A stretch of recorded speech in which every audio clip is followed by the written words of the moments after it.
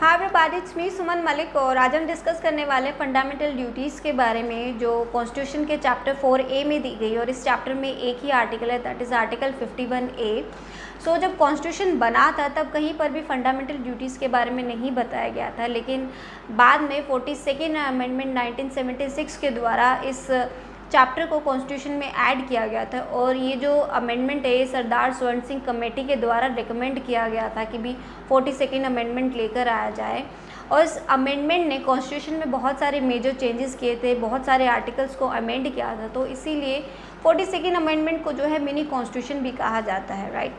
So initially जब इस chapter को ऐड किया गया था तो बस 10 टाइप की जो फंडामेंटल ड्यूटीज़ है वो बताई गई थी, लेकिन 86th अमेंडमेंट 2002 के द्वारा एक 11th ड्यूटी भी इसमें ऐड कर दी गई। तो आपको अल्फ़ाबेटिकली भी पता होना चाहिए, तो दैट्स के ड्यूटी, 11th ड्यूटी जो कॉन्स्टिट्यूशन में ऐड की गई थी।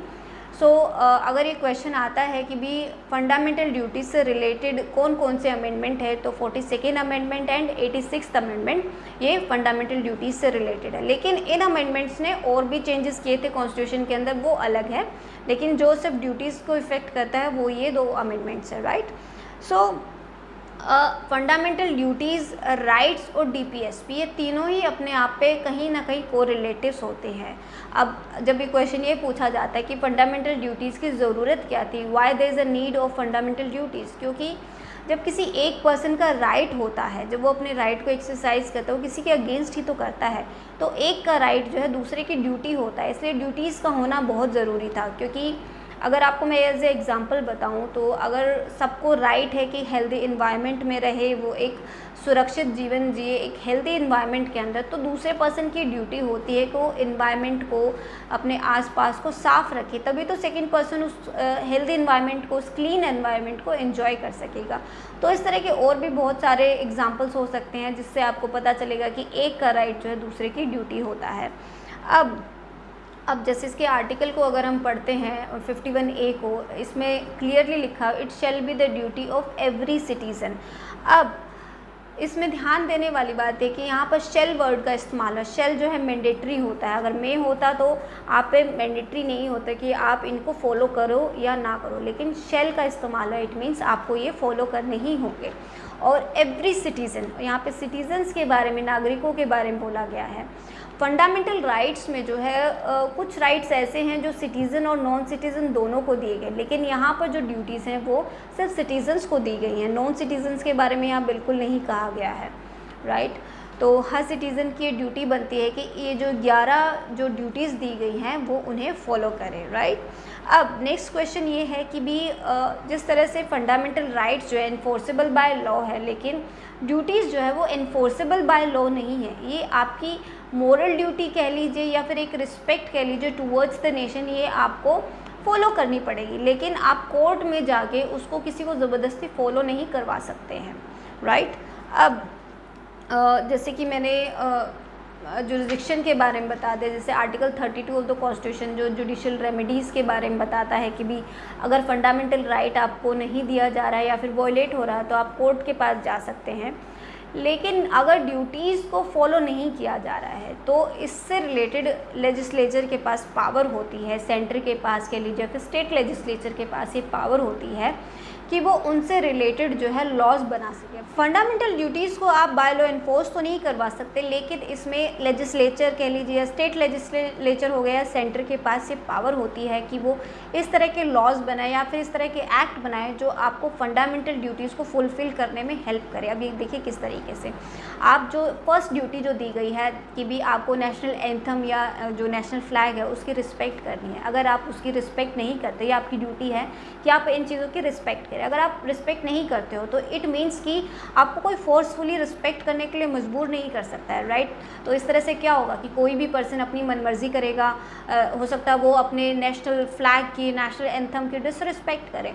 तो यहाँ पर क्या क्या है, लेजिस्लेचर ने जो है लॉ बनाया है, इसका है prevention of insult of national honour act 1971। इसके द्वारा क्या है, अगर कोई नेशनल फ्लैग का कि डिसरिस्पेक्ट करता हो तो ये ऑफेंस माना जाता है। इसी तरह लेजिस्लेचर ने लॉज बनाए हुए हैं, एक्ट बनाए हुए हैं, जिससे जो है ये ड्यूटीज़ को जो है एनफोर्स करने में हेल्प होता है। चाहे वो इन्हें ड्यूटीज़ का नाम ना दे, लेकिन ये अपने आप में ऑफेंस हो जाता है अगर आप ऐसा कुछ करते हैं। तो नेक्स्ट अगर एक और एग्जांपल मैं दूं तो इसमें जी ड्यूटी देखिए। जी में क्या है कि आपको फॉरेस्ट, वाइल्ड लाइफ, लेक, ये सब जो नेचुरल रिसोर्सेज है इनकी आपको सेफ्टी करनी है, इनको आपको ख़राब नहीं करना है। तो इसमें देखिए क्या है, इसमें वाइल्ड लाइफ प्रोटेक्शन एक्ट बनाया गया है, फॉरेस्ट कंजर्वेशन एक्ट बनाया गया है। वो इस तरह से बनाया गया है कि ताकि जिससे जो है सिटीजन्स की जो है ड्यूटी भी फॉलो अप हो सके और इस तरह का किसी भी तरीके का नुकसान ना हो सके, राइट। तो नेशन की डेवलपमेंट के लिए ही, लोगों की भलाई के लिए ड्यूटीज़ को बनाया गया है। वो इसीलिए बनाया गया। अगर कोई फॉलो नहीं करता तो लेजिस्लेचर जो इस तरह के लॉज बनाते हैं कि जिससे उनको एनफोर्स किया जा सके, राइट। अब इससे रिलेटेड जैसे अब हम केस देख सकते हैं दैट की भी जो फंडामेंटल ड्यूटीज़ है they are not enforceable by law as fundamental rights. तो इसका एक केस था ये भी जो है एनुअल केस, ये मैं पहले भी एक वीडियो में बता चुकी हूँ, उसका मैं लिंक डाल दूँगी। ये नेशनल एंथम केस है। इसमें क्या होता है कि दो बच्चे होते हैं, वो किसी एक अलग धर्म से बिलोंग करते हैं। तो जब प्रेयर हो रही होती है तो वो राष्ट्रगान, जब नेशनल एंथम जो है तब वो चल रहा होता है, लेकिन वो उसके रिस्पेक्ट में खड़े तो हो जाते हैं लेकिन वो उसे गाते नहीं हैं। वो गाते नहीं हैं तो वो उसके अगेंस्ट जो है स्कूल अथॉरिटी वाले जो है उसके अगेंस्ट बोलते हैं कि that it's a disrespect of our national anthem. तो जब कोर्ट में ये मैटर जाता है तो कोर्ट ये कहती है कि फंडामेंटल राइट्स को तो आप इन्फोर्स कर सकते हैं लेकिन आप ड्यूटीज़ को इन्फोर्स नहीं कर सकते हैं। और यहाँ पर ये उसकी ड्यूटी है, उसका राइट, ये उसने अपना राइट एक्सरसाइज किया। यहाँ पर उसकी फंडामेंटल ड्यूटी ज़रूर है कि भी वो रिस्पेक्ट करे, लेकिन अगर रिस्पेक्ट नहीं कर रहा तो इसका मतलब ये नहीं कि वो डिसरिस्पेक्ट कर रहा है, वो नेशनल एंथम के रिस्पेक्ट में खड़ा हुआ है। लेकिन जो आपको रिलीजियस राइट है आपको कि आप अपना पर्सनल जो रिलीजन है उसको फॉलो कर सकते हैं, ये आपका फंडामेंटल राइट है। तो यहाँ पर उसने डिसरिस्पेक्ट नहीं किया उसे, तो वो पर्सन जो है, वो जो बच्चे हैं वो यहाँ पर गिल्टी नहीं है इस तरीके से। और इसी के रिगार्डिंग एक और केस है AIIMS student union versus AIIMS 2002 का एक केस है। इसमें सुप्रीम कोर्ट जो है एक जो इसमें रिजर्वेशन था उसको स्ट्रक डाउन करती है और इसमें कहते हैं again the fundamental rights can be enforceable but not the fundamental duties enforceable by law.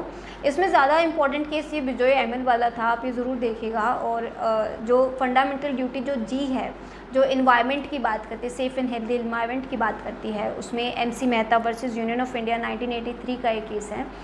इसमें कोर्ट ये कहता है कि ये आपकी फंडामेंटल ड्यूटी है कि भी आप इन्वायरमेंट को साफ़ रखें, क्लीन रखें, ख़राब ना करें। साथ ही साथ हर एक पर्सन की ये फंडामेंटल राइट है कि वो हेल्दी और क्लीन इन्वायरमेंट में रहे। सो आप अपने राइट को तो इन्फोर्स करवा सकते हैं लेकिन किसी पर्सन को जो है कंपेल नहीं कर सकते हैं कि भी आप ऐसा करें। जैसा कि मैंने अभी आपको बताया कि लेजिस्लेचर जो है लॉ बना सकते हैं और वो बनाती भी है वाइल्ड लाइफ प्रोटेक्शन से रिलेटेड, सेंचुरीज़ प्रोटेक्शन से रिलेटेड। तो ये सारे लॉज बने हुए हैं। जब वो मैटर जो है अगर उन लॉज में फॉल करता है तब वहाँ पर वो पनिशमेंट देता है। लेकिन यहाँ पर सिर्फ फंडामेंटल ड्यूटीज़ और राइट्स की बात हुई है, तो यहाँ पर ये ड्यूटी तो है ही कि आप अपने एनवायरनमेंट को क्लीन रखें, साथ ही साथ उस पर्सन का ये राइट भी है कि ऐसे एनवायरनमेंट को वो एंजॉय करे। तो इसमें कोर्ट जो है गवर्नमेंट को, स्टेट गवर्नमेंट को, सेंट्रल गवर्नमेंट को ऐसा करने को कहती है कि वो अपने जो गवर्नमेंट इंस्टीट्यूट्स हैं वहाँ पर ये इन्वायरमेंट से रिलेटेड जो है प्रोग्राम्स चलाए, लोगों को अवेयर करे कि वो इन्वायरमेंट को साफ़ रखे, क्लीन रखे और ईयरली बेसिस पे इस तरह के प्रोग्राम चलाए एरियाज़ में, जिससे जो है सभी जो क्लीनिनेस वाली जो थीम है वो स्प्रेड हो सके। तो ये सेंट्रल गवर्नमेंट को सजेस्ट किया था सुप्रीम कोर्ट ने इस केस के अंदर। सो आप जब भी एमसी मेहता के तो बहुत सारे केसेस रहे हैं जो इन्वायरमेंट से रिलेटेड हैं, तो आप कोई भी उठा के देख लीजिए, वो nature, environment, cleanliness, non pollution, इन्हीं सब से रिलेट करते हैं मोस्टली इनके। सो ड्यूटीज़ के साथ साथ ही आपके राइट भी, इन शॉर्ट मेरा कहने का ये मतलब था।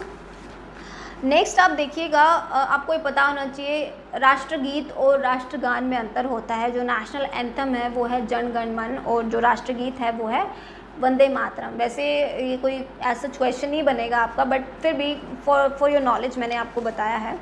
सो 42nd अमेंडमेंट मैंने आपको बता दिया कि जिससे ये फंडामेंटल ड्यूटीज़ जो है ऐड की गई थी। और जो इसमें ड्यूटीज़ के अंदर जो अमेंडमेंट लाया गया था वो था 86th अमेंडमेंट 2002। इसने जो है आर्टिकल 21A को ऐड किया गया था, राइट टू एजुकेशन जो है उसको ऐड किया था।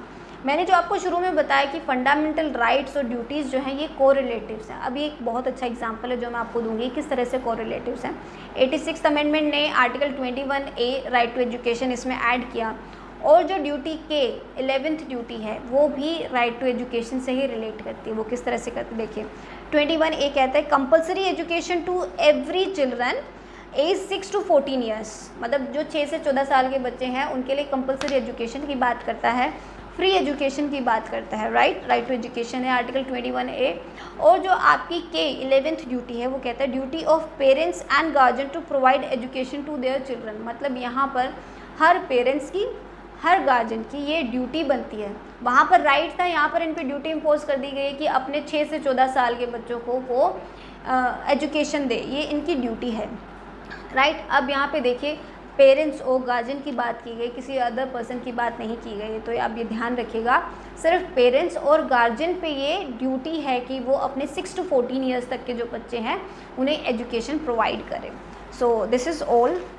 आप चाहे तो सारी मैं इसकी ड्यूटीज़ पढ़ के भी बता सकती हूँ, बट एज सच कुछ फ़ायदा नहीं है, आप खुद पढ़ लीजिएगा, इसमें कुछ भी ना समझने वाला कुछ नहीं है। लेकिन आपको जो इसमें ध्यान देना वो ये है कि आपको सीक्वेंस वाइज ये ड्यूटीज़ पता होनी चाहिए। क्यों? क्योंकि जब क्वेश्चन आता है ना तो आपसे ये पूछा जाएगा कि ए ड्यूटी में क्या बताया गया है, जी में क्या बताया गया है, या फिर के में क्या बताया। के इसलिए इम्पोर्टेंट क्योंकि 86 अमेंडमेंट से आया था, तो ये क्वेश्चन बहुत सिंपली है कि भी 86 अमेंडमेंट का पूछे। लेकिन अब जो है किस तरह से पूछते हैं, बीच का पूछते हैं, लाइक मोन्यूमेंट से रिलेटेड कौन सी ड्यूटी है, वाइल्ड लाइफ से या इन्वायरमेंट से रिलेटेड कौन सी है, फ्लैग और नेशनल एंथम से रिलेटेड कौन सी है। तो आप इसको याद करने का तरीका क्या है, आप एक साइड अल्फ़ाबेट लीजिए और दूसरी साइड जो है इनके जो कीवर्ड्स निकाल लीजिए। लाइक डी फॉर डिफेंस, जैसे कि डी ड्यूटी में बताया गया कि भी अगर कभी नेशनल इमरजेंसी हो जाती है तो आपको नेशनल जो सर्विसेज होते हैं, डिफेंस सर्विसेज होते हैं, उनके लिए आपको बुलाया जा सकता है। तो डी फॉर डिफेंस इस तरह से कर लीजिए। ए फॉर एंथम, मतलब आपको नेशनल फ्लैग और एंथम के रिस्पेक्ट करनी है, दैट इज़ ए ड्यूटी। तो इस तरह से सबके कीवर्ड्स निकालिए, उसको फिर प्रिपेयर करिए, तभी आपको वो चीज़ें याद रहेंगी। अदरवाइज़ 11 ड्यूटीज़ याद करना बिल्कुल भी आसान नहीं है। सो ये सारा था ड्यूटीज़ के बारे में। इसमें मैंने ज़्यादा एक्सप्लेन इसलिए नहीं किया क्योंकि उतना ज़्यादा मुश्किल है नहीं है। आप ड्यूटीज़ पढ़ेंगे वो आपको समझ आ जाएगी। आपसे जो बेसिक चीज़ें आपको पता होनी चाहिए वो मैं आप स्टार्टिंग में आपको बता ही चुकी हूँ कि भी कौन कौन से अमेंडमेंट आए, कब आए, क्यों ऐड किए गए, या फिर फंडामेंटल ड्यूटीज़ और राइट्स की ज़रूरत क्या थी, ये किस तरह से कोरिलेट करते हैं।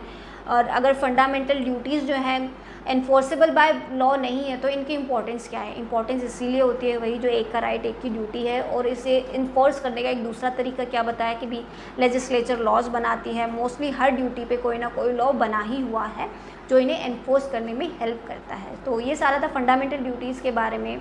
फिर भी अगर आप इनमें से कुछ और ज़्यादा समझना चाहते हैं तो प्लीज़ मुझे कमेंट करके बताइए, मैं आपको कमेंट में आंसर करूँगी अगर कुछ रह जाता है तो फिर भी। सो सी यू नेक्स्ट वीडियो।